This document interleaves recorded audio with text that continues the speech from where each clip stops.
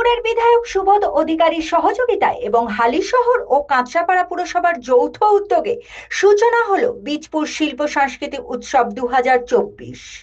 প্রত্যেক বছরের মতো এবছরেও এক বর্ণাঢ্য উদ্বোধনী অনুষ্ঠানের মাধ্যমে বীজপুর উৎসবের সূচনা হলো।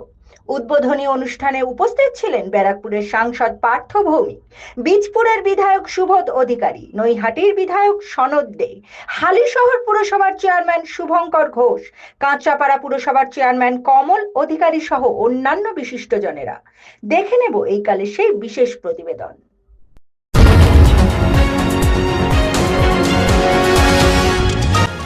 আপনারা দেখছেন এইকাল.in, সঙ্গে থাকুন, ভরসা রাখুন। মানুষের উৎসব বীজপুর উৎসব, তার প্রধান পৃষ্ঠপোষক আমার ছোট ভাই বীজপুরের জনপ্রিয় বিধায়ক সুবোধ অধিকারী। আমার আগেই বক্তব্য রাখলেন আমার এক ছোট ভাই নৈহাটির বিধায়ক সনদ দে, ছাত্র আন্দোলনের পুরোধা ত্রিনাঙ্কুর ভট্টাচার্য, দুই চেয়ারম্যান কমল অধিকারী এবং শুভঙ্কর ঘোষ, অন্যান্য কাউন্সিলররা আছেন এবং অতি অবশ্যই আপনারা আছেন, যাদের জন্য উৎসব, যারা উৎসবের সার্থকতার মূল মন্ত্র, অগণিত মানুষ। আমি শুধু একটা কথা বলবো, বাংলার কৃষ্টি সংস্কৃতির সাথে বাংলার এই ধরনের সাংস্কৃতিক অনুষ্ঠান ওতপ্রোতভাবে জড়িত। এই মঞ্চে গান গেয়েই হয়তো আমরা দেখব আগামী দিনে কলকাতা দাপিয়ে বেড়াচ্ছে কোনো শিল্পী, এই মঞ্চেই কবিতা আবৃত্তি করে আমরা দেখব। এটা টোটাল ভাগটাই বিধায়ক সাহেব দিয়েছেন বীজপুর শিল্প সংস্কৃতির যারা এই কমিটির মধ্যে আছে তাদের, এবং দুটো পৌরসভা সহযোগিতা করে। এবং যেহেতু হালিশহরের অনুষ্ঠানটা হয়, আমাদের বোর্ডের দায়িত্বটা বেশিই থাকে। তার কারণ হচ্ছে গিয়ে মাঠ পরিষ্কার থেকে শুরু করে রেগুলার মেনটেন্যান্সের ক্ষেত্রে, এবং আমাদের যারা স্টাফরা রয়েছেন তারা আগ্রহী থাকেন এই অনুষ্ঠানটাকে নিয়ে, এবং তারা দেখুন ডে নাইট দুবেলা করেই কাজ করে দিচ্ছে অনুষ্ঠানটার জন্য। এবং এটা আমাদের কাছে একটা ভালো লাগার জিনিস। এবং বীজপুর জুড়ে যে উৎসবটা হচ্ছে লোকাল শিল্পীদের নিয়ে বিশেষ করে, এটা কিন্তু আস্তে আস্তে সাব ডিভিশন জুড়ে মডেল হচ্ছে, এটা শুনে আমাদের ভালো লাগে। খেলাধুলা উৎসব বীজপুরে মোড়া, কি বলবেন, কি জানাবেন? অবশ্যই মাননীয় মুখ্যমন্ত্রী যেরকম চান সারা বাংলায়, বীজপুরে তার মধ্যে একটি পার্ট। এবং যেহেতু বিধায়ক সাহেবকে সরাসরি মুখ্যমন্ত্রী এটা বলেছিলেন, তারপর থেকে কিন্তু দেখুন কালচারাল অনুষ্ঠান অনেক বেশি। এবং বিশেষ করে বীজপুরের মধ্যে আমাদের শহরটা বলতে পারি হালিশহর, এখানে রামপ্রসাদ সেনের বিচরণ ভূমি, কাঁচরাপাড়া হালি এবং রামপ্রসাদ সেন, বিপিন বিহারী গাঙ্গুলি, রানী রাসমণি সকলে রয়েছেন, এত মনীষীদের বসবাস, সেইখানে কালচারটা থাকবে, এটাই বাস্তব কথা। কাঁচরাপাড়া হালিশহর উন্নয়নের নিরিখে এগিয়ে, কি বলবেন, কিভাবে দেখছেন? এটা বীজপুর বিধায়ক তিনি মনিটরিংটা কন্টিনিউ করতে পারেন বলে একটার পর একটা প্রজেক্ট আমরা ভালোভাবে এগোতে পারছি। এবং রিসেন্টলি আমাদের হালিশহর পৌরসভা মডেল হয়েছে এনএসিপি, যেটা আমাদের বার্ধক্য ভাতা বিধবা ভাতার যে প্ল্যানিং আছে তার উপরে আমরা এই মিউনিসিপ্যালিটিকে মডেল করেছে। এটা কম্পিটিশন থাকবে, এটা যত ভালো কাজ মানুষের জন্য করতে পারবো। এবং বিধায়ক মনিটরিং করে বলে আমাদেরও ভয় থাকে যে কাজ ভুল করলে পরে আমরা বকা খাবো। উৎসবের উদ্বোধনী হালিশহর পৌরসভা সম্পূর্ণ মেয়েরা নিজেদের উদ্যোগে করে, এটা আমরা বিন্দু মাত্র কোনো জায়গায় জড়িত না। ওরা নিজেদের থেকে উদ্যোগ নেয় যে আমরা র্যালিতে অংশগ্রহণ করব, এবং ওরাই সাজায় সব, এর মধ্যে আমরা কেউ ইনভলভ নেই। Thank you.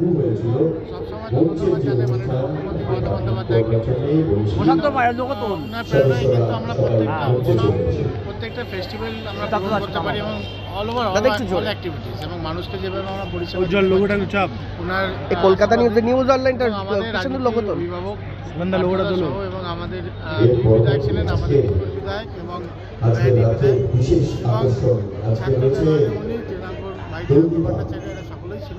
প্রত্যেক বছরই আমরা করি, এবং এই প্ল্যাটফর্মটা সত্যি একটা ইউনিক, যেখানে আমাদের যারা লোকাল শিল্পী রয়েছে তারাই মঞ্চটা পায়, এবং আপনাদের যারা রয়েছে তাদের জন্য প্ল্যাটফর্ম করে, তার জন্য ধন্যবাদ জানাবো আমাদের বিধায়ককে।